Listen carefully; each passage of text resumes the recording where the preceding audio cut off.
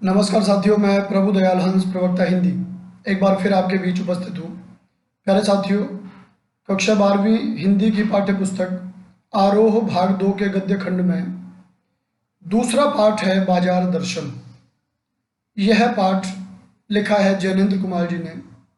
जैनेन्द्र जी जो हिंदी साहित्य में प्रसिद्ध मनोविश्लेषणवादी रचनाकार माने जाते हैं, कथाकार माने जाते हैं। उन्होंने बाजार दर्शन के माध्यम से यह प्रस्तुत किया है कि उपभोक्ता को बाजारवादी ताकतें किस तरह से शैतान के जाल में फंसाती हैं। वह किसी चीज की चाह मन में लिए बाजार में आता है, लेकिन लेकर के कोई और चीज जाता है। अंत में घर पहुंचकर उसे पछताना पड़ता है। यह बाजार को सार्थकता नहीं देता। बाजार का औचित्य ही इस चीज में है कि वह हमारी आवश्यकताओं की पूर्ति करे, ना कि हमारे ऊपर चीजों को थोप दे। तो प्यारे साथियों, हम बाजार दर्शन पढ़ने से पहले जैनेन्द्र कुमार जी के जीवन के बारे में अवश्य जानना चाहेंगे, ताकि इस पाठ से पहले उसके लेखक को हम जान सकें, समझ सकें, उनके बारे में अपनी एक मानसिकता बना सकें। तो आइए पहले पढ़ते हैं जैनेन्द्र कुमार जी का जीवन परिचय। जैनेन्द्र कुमार, इनका जन्म सन 1905 में अलीगढ़, उत्तर प्रदेश में हुआ।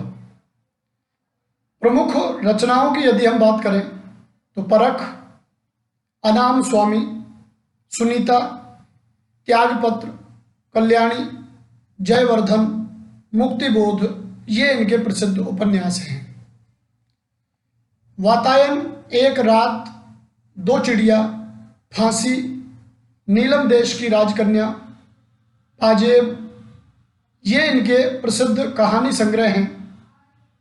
प्रस्तुत प्रश्न, जड़ की बात, पूर्वोदय, साहित्य का श्रेय और प्रेय, सोच विचार, समय और हम, विचार प्रधान निबंध संग्रह हैं। प्रमुख पुरस्कारों की यदि हम बात करें साथियों, तो साहित्य अकादमी पुरस्कार इन्हें मिला, भारत भारती सम्मान मिला, भारत सरकार द्वारा पद्म भूषण से भी इन्हें सम्मानित किया गया। सन 1990 में इनका निधन हुआ। तो 1905 में जन्म, अलीगढ़ उत्तर प्रदेश में, और 1990 में निधन। इस तरह से जैनेन्द्र कुमार जी जो प्रसिद्ध मनोविश्लेषणवादी साहित्यकार रहे, उन्होंने साहित्य को अपना क्या योगदान दिया, इनके द्वारा लिखी हुई रचनाएं पढ़ करके हम ये महसूस कर सकते हैं। यथार्थ को अंतिम सत्य के रूप में ओढ़कर जो अपने को विवश मान बैठ सकता है, वही तो असमर्थ है। अब यहां ये जो दो चार पंक्तियां इनके किसी निबंध से दी गई हैं कि यथार्थ को जो अंतिम सत्य मान लेता है कि ये जैसा चल रहा है ये बदला नहीं जा सकता, यही अंतिम सत्य है, उसे वो ओढ़कर अपने को विवश मान बैठ सकता है, सही मायने में वही असमर्थ कहलाता है। पर जिसने स्वप्न के सत्य के दर्शन किए, वह यथार्थ की विकटता से कैसे निरुत्साहित हो सकता है। लेकिन जिसने स्वप्न के सत्य के दर्शन किए हैं, जिसका मन स्वप्न में देखे हुए अपने लक्ष्य की ओर लालायित है, वो यथार्थ को अंतिम सत्य नहीं मान सकता। वह यथार्थ के संकटों से जूझने का प्रयास करता है, उसकी विकटता को, उसकी बाधा को देखकर कभी निरुत्साहित नहीं हो सकता। हिंदी में प्रेमचंद के बाद सबसे महत्वपूर्ण कथाकार के रूप में प्रतिष्ठित जैनेन्द्र कुमार का योगदान बहुत व्यापक और वैविध्यपूर्ण है, विविधतापूर्ण है। उन्होंने जो कहानियां लिखी, उपन्यास लिखे, उनमें अलग अलग विषयों को लेकर उन्होंने बहुत महत्वपूर्ण बातें की।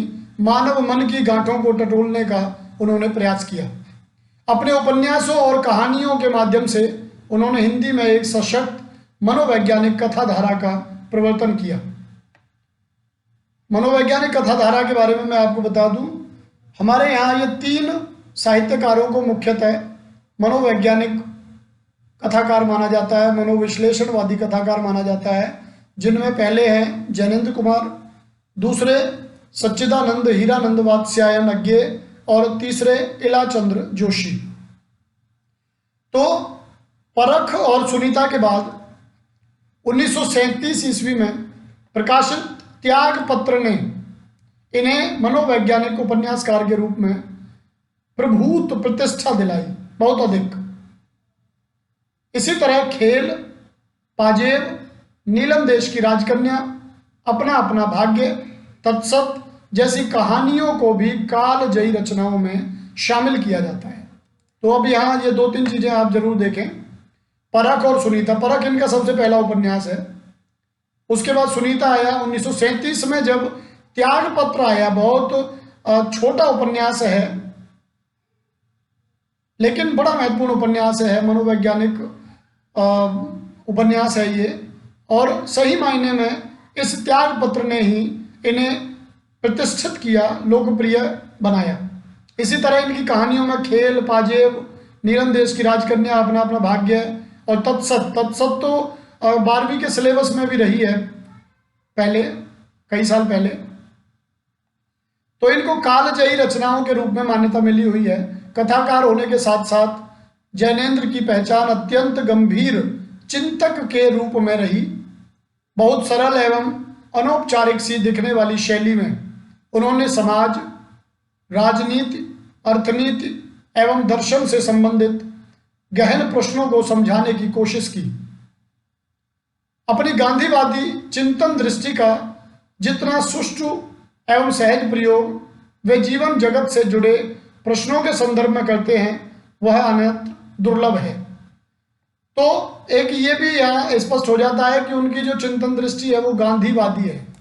कई बार इस तरह के प्रश्न आ जाते हैं कि जैनेन्द्र की चिंतन दृष्टि कैसी है, तो वो गांधीवादी है, और उसको लेकर के जितने सुंदर और सहज उपयोग इन्होंने जीवन जगत से जुड़े प्रश्नों के संदर्भ में किए हैं, उतना दूसरों के लिए बहुत मुश्किल है, दूसरी जगह देखना तो दुर्लभ है। वह इस बात का सबूत पेश करता है कि गांधीवाद को उन्होंने कितनी गहराई से हृदयंगम किया है, हृदय में आत्मसात किया है। बाजार दर्शन निबंध की बात करें तो जैनेन्द्र का एक महत्वपूर्ण निबंध है जिसमें गहरी वैचारिकता और साहित्य सुलभ लालित्य का दुर्लभ संयोग देखा जा सकता है। इसमें गहरी वैचारिकता भी है, गंभीर विषय है, तो वैचारिकता भी गंभीर होनी ही है, लेकिन उस गंभीर विषय को भी अति सुंदर सुलभ साहित्य के माध्यम से उपलब्ध कराना ये बहुत कम निबंधकारों के बस की बात है। आचार्य शुक्ल, हजारी प्रसाद द्विवेदी जैसे कुछ रचनाकार हैं, निबंधकार हैं, जो कितने ही गहरे विषय को बड़े हल्के फुल्के अंदाज में प्रस्तुत करते हैं। तो ऐसा ही दुर्लभ संयोग जैनेन्द्र जी के बाजार दर्शन में दिखाई देता है। हिंदी में उपभोक्तावाद एवं बाजारवाद पर व्यापक चर्चा पिछले 1-1.5 दशक से ही शुरू हुई है, पर कई दशक पहले लिखा गया जैनेन्द्र का लेख आज भी इनकी मूल अंतर्वस्तु को समझाने के मामले में बेजोड़ है। तो एक ये भी चीज यहाँ समझने लायक है कि रचनाकार जो होता है वो कालजयी इसीलिए कहा जाता है, बहुत पहले ही भविष्य की चीजों को साहित्यकार देख लेता है। कई दशक पहले लिखा गया यह निबंध आज अति प्रासंगिक दिखाई देता है, क्योंकि बाजारवाद का सही रूप आज हमें देखने को मिल रहा है।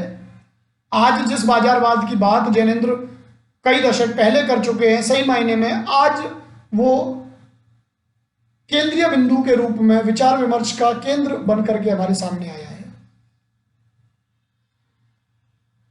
वे अपने परिचितों मित्रों से जुड़े अनुभव बताते हुए यह स्पष्ट करते हैं कि बाजार की जादुई ताकत कैसे हमें अपना गुलाम बना लेती है। अगर हम अपनी आवश्यकताओं को ठीक ठीक समझकर बाजार का उपयोग करें तो उसका लाभ उठा सकते हैं। लेकिन अगर हम ज़रूरत को तय करके बाजार में जाने के बजाय उसकी चमक दमक में फंस गए तो वह असंतोष, तृष्णा और ईर्ष्या से घायल कर हमें सदा के लिए बेकार बना सकता है। तो ये चीज़ यहाँ लेखक समझाते हैं कि बाजार में यदि आप जाओ तो ये तय करके जाओ कि आपको चाहिए क्या। यदि आप ये तय करके नहीं जाते हैं, खुले मन से जाते हैं, कुछ भी ले लेंगे, तो फिर ऐसी स्थिति में बाजार शैतान की तरह अपना जाल आप पर फेंक कर आपको अपने काबू में कर लेता है। आपको असंतोष, तृष्णा और ईर्ष्या से घायल करता है। असंतोष इसलिए कि इतनी सारी चीज़ें हैं, मैं क्या लूँ, कौन कौन सी चीज़ें लूँ। तृष्णा इसलिए कि कुछ चीज़ें आपकी औकात से बाहर हैं तो वो जलन पैदा करेंगी, ईर्ष्या पैदा करेंगी। आप नहीं ले पाते हैं तो असंतोष, और ले लेते हैं तो फिर घर जाकर आपको पछताना पड़ता है। इस मूल भाव को जयेंद्र कुमार ने भली भांति से समझाने की कोशिश की। कई दार्शनिक, कहीं तो दार्शनिक अंदाज में, एक दार्शनिक के तरह ईश्वर पर, परमेश्वर की बातें करते हुए, तो कहीं कोई किस्सा गो की तरह, किस्सा गो माने कहानी कहने वाले की तरह। इसी क्रम में केवल बाजार का पोषण करने वाले अर्थशास्त्र को उन्होंने अनीति शास्त्र बताया है। बाजार का पोषण करने वाला जो अर्थशास्त्र है, असलियत में वो अनीति शास्त्र इसलिए बताया गया है क्योंकि वह ग्राहक की आवश्यकता को न देखकर अपने स्वार्थ की पूर्ति करने में ज़्यादा ध्यान देता है। कोई व्यक्ति है, यदि बाजार जाता है, उसे सुई की ज़रूरत है और बाजार उसे सुई उपलब्ध कराने की जगह और बहुत सारे विकल्प उपलब्ध कराता है, तो सही मायने में यह बाजार का औचित्य नहीं है, यह बाजार की सार्थकता नहीं है। बाजार की सार्थकता ही इसमें है कि हमें जो चीज़ चाहिए वह चीज़ बाजार से हमें प्राप्त हो जाए। तो प्यारे साथियों, इस वीडियो में इतना ही। अगले वीडियो में हम लेकर के आएंगे आपके लिए बाजार दर्शन का मूल पाठ। एक एक पंक्ति, एक एक शब्द उसमें पढ़ते हुए हम इस निबंध को गहराई से समझने का प्रयास करेंगे, ताकि बाजारवाद और बाजार का ये स्वार्थपरता का माहौल हमारी समझ में आ सके, हम समझ सकें कि बाजार किस तरह से हमें छलने का काम कर रहा है। तो आज इतना ही। आप सभी का हार्दिक धन्यवाद। अति शीघ्र मिलते हैं, तब तक के लिए नमस्कार।